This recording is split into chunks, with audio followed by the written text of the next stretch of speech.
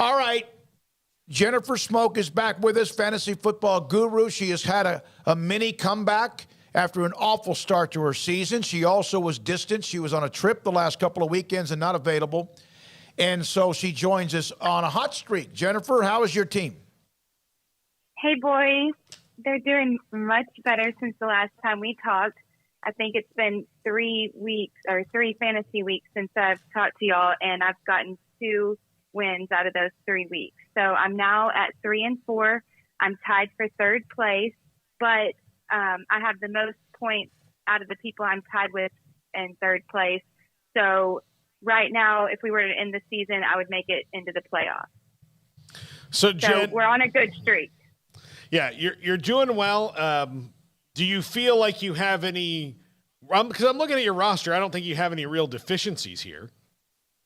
Well, there's a few things, but I feel like at this point in the season, there's always they always list people as questionable, and then they'll end up being fine. So there are a few little concerns, only because one of my wide receivers, Chris Godwin, is on my bench, but he's playing tonight, and it's right now they're saying that Debo is listed as questionable. So I'm a little bit concerned about that because I don't believe he practiced today, and I don't know, what's going to happen with him. Now, I do have Lockett still on my bench, but he also is listed as questionable. But if Metcalf doesn't end up playing, Lockett's a great choice to put in if he's healthy. And then Godwin, I feel like tonight against Baltimore, they could be throwing the ball a lot, and he could be a top target against the Ravens. So I'm not sure exactly what to do yet, but I know that if Debo does play, I can see him going off because he always is a great matchup against the Rams.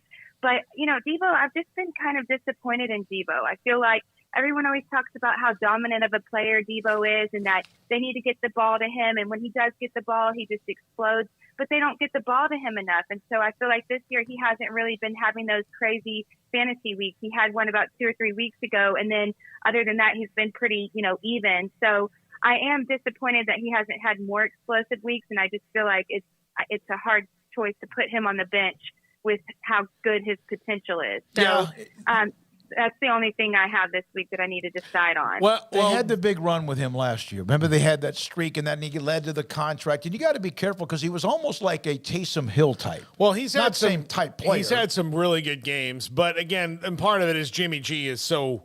I mean, it's really, really tough there. But I think the harder question is, do you play Godwin? Because that's tonight.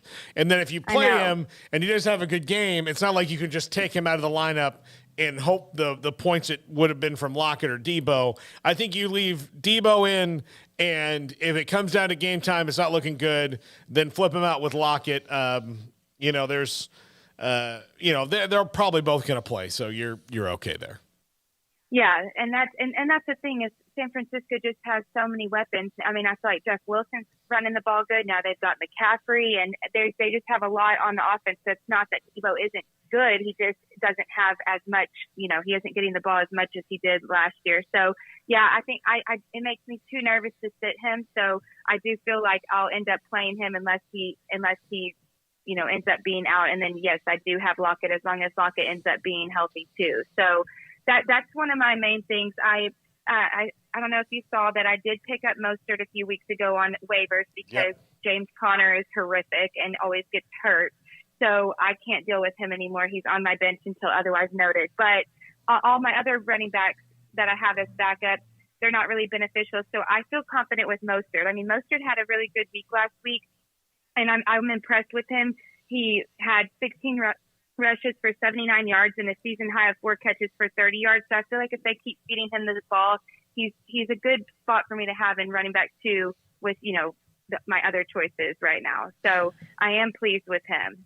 All right. I wish I would have gotten someone like Kenneth Walker, though. Very disappointed about that. That's how you win this thing. When you get someone like that, it probably was overlooked, and he goes off. Second to last pick of the draft for me. I think I did put him in as who I wanted, and then whoever was right in front of me in waivers got him. So that missed out on that one. Who was the woman that did that to you? Persia. And, last week he became the second Seahawks rookie with at least 150 rushing yards and 2 rushing scores since Kurt Warner in 1983. So I'm extremely impressed with him. But instead I got Mostert, but it's okay. I see potential in Mostert, and I just have to hope that he continues to do well with Miami. Especially this week against Detroit. That's a pretty good play. So your opponent has Lamar Jackson, Dalvin Cook, Tony Pollard. Going to have to do something about Jamar Chase, Michael Pittman. Tony Pollard in a week when he's going to get almost all the carries. Yeah. Yeah, exactly. But there's some good things about her matchups, though, that I feel like are beneficial. I mean, Lamar only completed 9 of 16 passes last week for 120 yards and no touchdowns. But all that says to me is he's going to explode tonight, especially on Thursday night when everyone's watching. And Tampa Bay has been really generous to opposing rushers, so I can see him running around using his legs a lot tonight. But yeah, Tony Pollard with Zeke being out, Tony could get obviously a heavy workload, and I think Tony's better than Zeke anyway, so I feel like he's really going to shine this week. Now, Pittman's against the Commanders, which I don't even know if I need to say more about that, but, they've allowed the 7th most yards and 9th most fantasy points per game to receivers, so that's a good matchup for her. But thank God we just got the news about Jamar Chase, and with his hip injury, I think that really benefits me this week. And for anybody out there that has T. Higgins, that's really going to open up the door for T. Higgins to have some huge weeks. And if Tyler Boyd is available in anyone's league, I would really recommend picking him up, because Boyd currently ranks number 10 in fantasy out of all wide receivers, and that was with Chase playing. So with Chase out, I expect Tyler to put up big numbers, especially with how Burrow played, which, by the way, I have Josh as my quarterback, Josh Allen, but Burrow is my backup quarterback, and it was amazing last week when I put him in, because it was almost like Josh Allen dressed as Burrow for Halloween and came in and still saved the day for me. So I was really, really, really impressed with Burrow last week. A lot of young kids in the Buffalo area are probably dressing up like Josh Allen as well. So he wasn't the only one. I won $50 with Joe Burrow in my lineup in daily fantasy last week. So. Oh, did you? All right, that's very good. Yeah. I mean, he had 481 passing yards, 3 passing touchdowns, and a rushing touchdown. I mean, it was incredible. It was a great week to put him in. So 61 I'm happy points. about that. Yeah. All right, let's go back to something that was traumatizing and exhilarating. This is why fantasy football, and I'm no longer a part of it. 3 weeks ago, or whenever it was, you were in a game, and you had the lead, and then someone else had things go crazy, like it was a defense scored. The Cowboys. Was it the Cowboys beat you? Yeah, okay. So it was 4 weeks ago that I was playing. Oh gosh. I was playing, I think it was Persia, and I was winning, and I felt like I was in a really good position to win. And then, I was up against the 49ers defense, and I had Debo in, and that's the one week that Debo actually went off and had his biggest week of the season. He literally did everything that I needed him to do in order to win that week. But of course, the 49ers were playing the horrific Matthew Stafford, who has been on my you-know-what list this entire season for numerous reasons. And the 49ers got like 20-something points against him. And at the very end of the game, I had it won.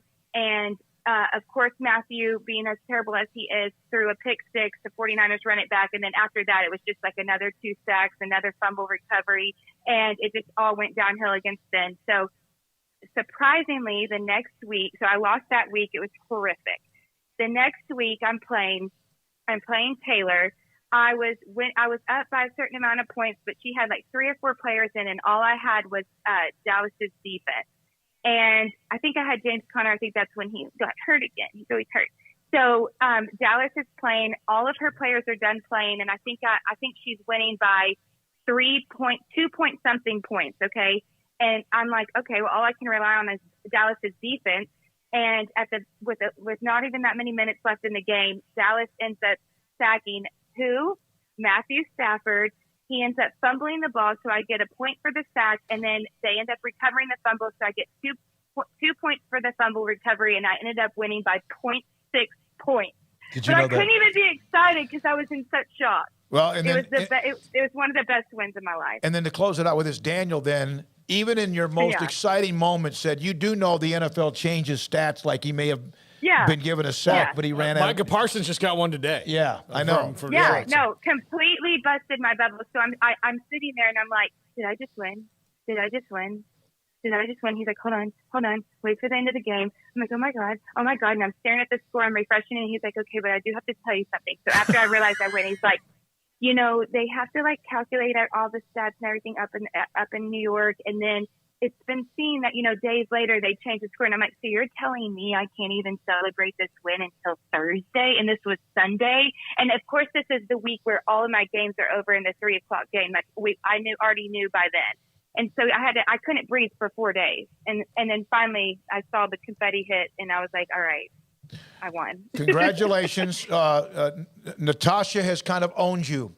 Persia has kind of owned you in the last 2 or 3 years of fantasy football. So you need to fight back. Well, I'm owning her right now. I mean, we are tied right now, but I have way more points for me than she does. So I'm trying to get, you know, get up higher and just surpass her. But yeah, she always messes me up, always. All right. Good luck.